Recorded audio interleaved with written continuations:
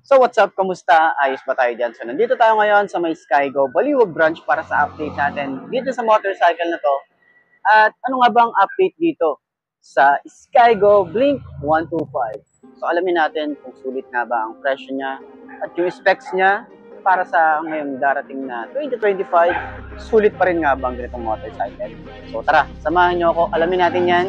Ayos na ayos siya. You cannot stop me, I'ma make it to the top spicy. Call it coming in, not cocky. You cannot break me, this world's mine for the taking. Got an inch, man, I'm making. I'll keep my head down and grind and be patient. I'll take a stab at the top and the sailing. They can all try, but you cannot contain it. Cause I see the things that I want and I take on my goals. Push myself to the brink, no limit. Do what it takes to be free, committed. I'm a little obsessed with things, I'll admit it. But that's what it takes to get a freedom ticket. Got a killer instinct and it's just the beginning. Breaking down walls and the hurt start thinning. And the more you push it, the fast start trimming. Till you're the only one standing up straight, winning all.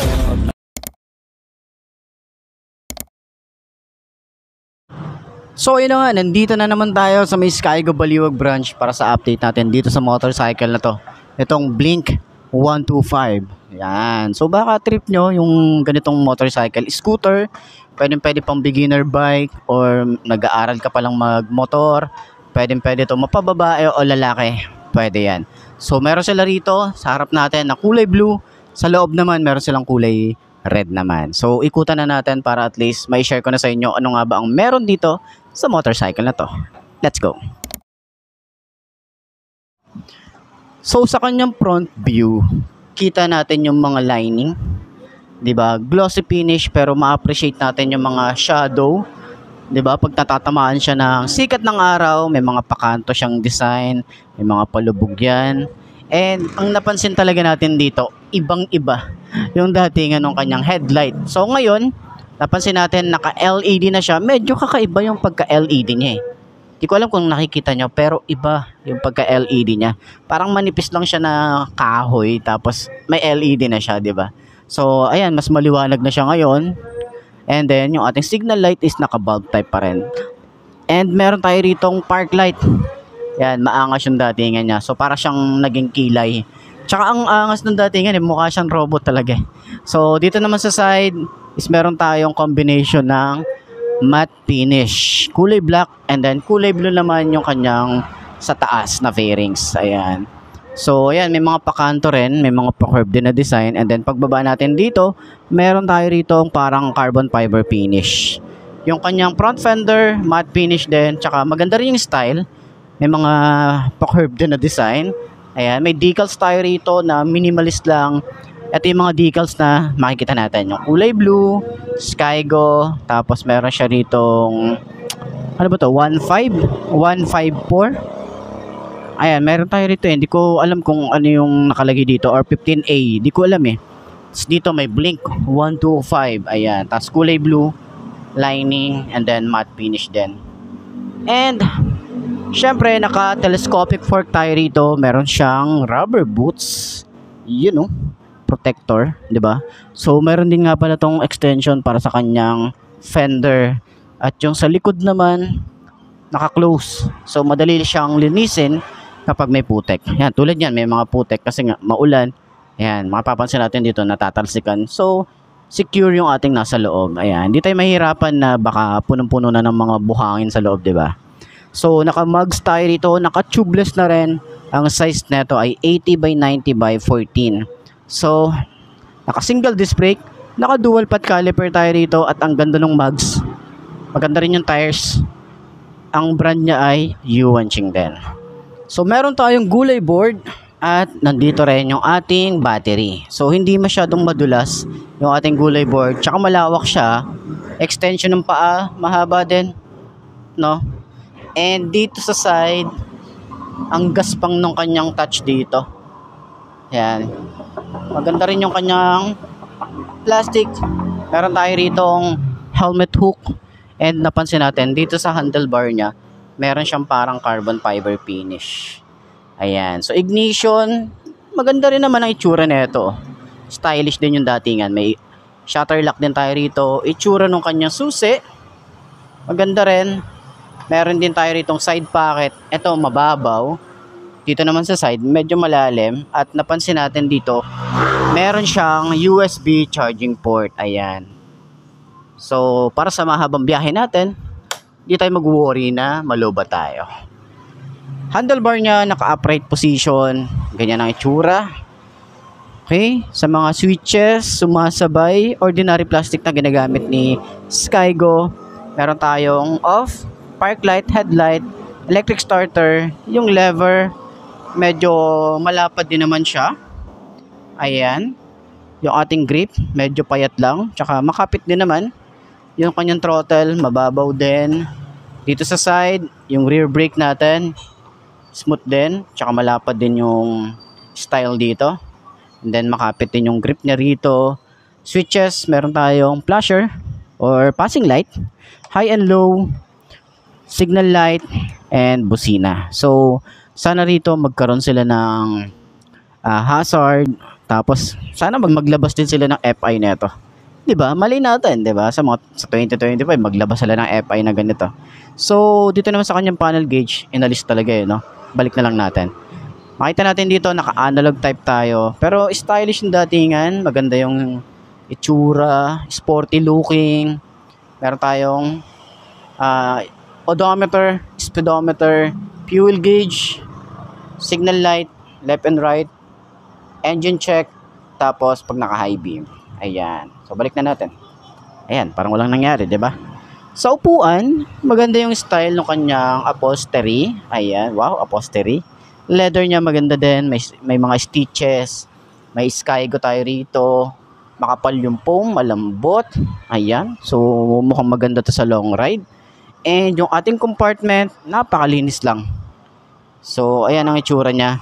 And then, meron tayong compartment. Kahit papano, may mapaglalagyan tayo rito. So, kung mag-a-adjust ka ng carb, eto, i-open nyo lang to. So, pwede nyo nang i-adjust, di ba? Para hindi na siya i-open buo. Pero, depende yan. Kapag meron tayong aayusin, talagang babaklasin mo lahat to. So, may helmet hook tayo rito. And yung itsura ng ating upuan, yan, hindi tayo makakapaglagay dito ng mga bag. Hindi siya ganun eh. So, napansin natin, dito sa may bandang ilalim ng upuan, meron siyang parang carbon fiber finish. Dito magaspang yung datingan niya o yung texture niya rito. May open part dito. Yung ating foot pegs, para sa angkas, maganda yung tsura, malapad, may goma siya sa pinakataas. Smooth naman, okay? So, dito rin is naka-air-cooled tayo rito. Malaki yung ano niya rito, blower niya. Oh. So, yung style ng ating tambucho, meron siyang cover. Meron siyang parang carbon fiber finish dito. Tsaka flexible, oh. Sobrang lambot, boy. Diba? So, ayun yung datingan niya. At maganda rito, ilalim, is meron siyang saluhan ng mga putek. Meron siyang goma na ganito. Ayan, hindi masyadong, diba? Hindi masyadong madudumihan. So, sana maglabas dito si Skygo ng FI. Baka naman. Naka-drum brake dito sa likod, naka-tubeless na rin ang ating tires. Ang size dito ay 90 by 90 by 14. Maganda rin yung kanyang tires. Ayan. So, handlebar or yung grab bar niya, meron siyang parang binalot na goma. Ganyan ang style niya. Solid. Okay? Meron siyang parang carbon fiber finish din dito. And yung ating taillight ay bulb type pa rin. So, sana maglabas din sila ng LED neto. Tapos signal light niya, bulb type din. And then meron tayong reflector, malapad yung ating fender, tsaka mahaba. Flexible din. Ganda rin. Tapos dito naman sa side, ito yung bukasan ng ating compartment. Naka-monoshock tayo rito, hindi siya adjustable, pero mukhang maganda rin yung shock na ginamit dito. Pero pwede nyo palitan yan, di ba? Kasi may mga nabibili naman sa aftermarket na mas magagandang shock. Sa CVT niya or sa panggilid niya, malaki din. Meron din tayo rito, Skygo na naka-emboss. May kickstart din tayo rito. Tapos yung kanyang filter. Okay? So, dito naman, wala tayo rito ang side stand kill switch. So, sana na yung mga update or mga upgrade is magkaroon para sa safety features ng mga riders natin. So, dito naman pala sa part na to, ang lawak, ang lapad pala. Ayan, ang lapad dito, tsaka para siyang carbon fiber finish. So, ayun na nga. Kita natin kabuuan. Sakyan naman natin ngayon para sa 5.2 na kagaya ko. Ay, siyan. We never sit still. It's time to stand up. Time to take the red pill. To make this our world. Gonna die on this hill. Be ready to fight and be ready to kill. We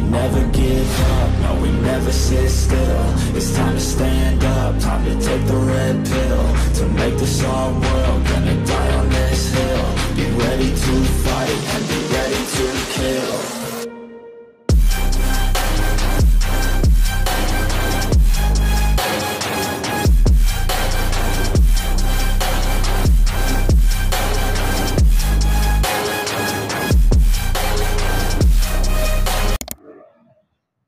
Okay, medyo matagal-tagal na rin tayong hindi nakakaupo dito sa Skygo Blink 125. Side stand muna natin. Okay, so medyo taon na rin pala mula nung nag-update tayo na to. So sa tingin nyo, sulit pa rin nga ba to? Yung 2024 at darating na yung 2025, sulit pa rin nga ba? So 5'2" ang aking height, upuan natin. Medyo naramdaman ko kapag sinaside stand natin siya or nung binaba natin siya sa pagkaka-center stand, mararamdaman mo yung bigat ng motor. Hindi ko alam kung bakit, pero pag nasakyan naman natin siya, okay naman, magaan naman siya. Ayan, turning radius, malawak din. Hindi ka mukhang mabibitin sa mga liku-liko, okay, sa mga banking, huwag natin masyadong i-banking. Sa mga traffic situation, pwede natin tong isingit kasi nga maliit lang siya. Yung kanyang shock sa harap. Maganda yung shock, okay. Ayan medyo may naririnig lang ako, parang, hindi ko alam kung kanino naririnig ko na yun. Pero may naririnig akong konti na parang may tumutunog. Siguro sa fairings or yung kanyang shock. Pero dito sa likod, ayan magaan din. Gulat ako dito Ayan, magaan din naman siya. Tapos, itsura natin kapag nagra-rides, meron pa tayong space. May ano pa tayo dito, konting space pa para sa ating legroom. Yung space natin dito sa gulay board, kagandahan, meron tayong pwedeng paglagyan ng mga gamit natin, di ba? Malawak din siya. So, ayan, para sa lahat ng mga gustong kumuha ng ganitong motorcycle, pwede nyo kontakin yung contact number dyan sa screen nyo para at least makapag-inquire kayo sa kanila direct. And kung gusto nyo naman i-message sila sa Facebook page nila, pwede naman. Or ako, pwede nyo ako i-message sa Facebook page ko para at least ma-assist ko kayo. And para matulungan ko kayo sa loob, okay? So, okay na nga. Sa tingin nyo, sulit nga ba to? Comment nyo naman yan sa baba. Okay, center stand natin. Ayun medyo mabigat siya kapag si center stand mo. Pero magaan, madali lang naman siya i-center stand. Ayos, di ba? So, ayun na nga mga best, para sa lahat ng mga nagtatanong, kung magkano nga ba ang ganitong motorcycle, ito ay nagkakahalaga ng 62,000 kapag kinuha nyo ng cash. At para din sa mga nagtatanong kung paano naman paghulugan. Ayan, papakita ko na lang din yan sa screen nyo para at least meron kayong idea kung magkano nga ba yung kanilang down payment, installment, or months nila, and then yung rebate nila kung magkano nga ba. At para syempre, mabigyan natin kayo ng information, lalo na dun sa mga willing na bumili ng ganitong motorcycle. And then, para naman dun sa mga nakabili na, pwede ba nating i-share sa comment section ano nga ba yung mga naging experience natin dito sa motorcycle na to. Para at least meron din silang idea. Para dun sa mga owner na talaga, yung totoong owner ng ganitong motorcycle. Kasi marami naman dyan na sabi-sabi lang, wala namang motor, na kung ano-anong pinagsasabi. Para at least yung legit talaga na owner ng ganitong motorcycle is ma-share natin dyan sa comment section. Para at least meron din akong idea, at least meron din silang idea. Di ba? Ayos yan. So, yun nga mga best, eto na ba ang motor na babagay sa'yo? Kung ito na nga, ay markahan mo na yan at mag-subscribe ka na sa aking YouTube channel. I-click mo na rin yung notification bell para updated ka sa lahat ng videos na upload natin. Dito araw-araw, so lagi yung tatandaan, wala sa brand ng motor ang itatagal yan. Kundi na sa pag-aalaga mo yan, tatagal yan, ayos na ayos yan. So, kita na lang ulit tayo bukas. I'm Mark D. Ciao. Maraming salamat sa inyo. Babush.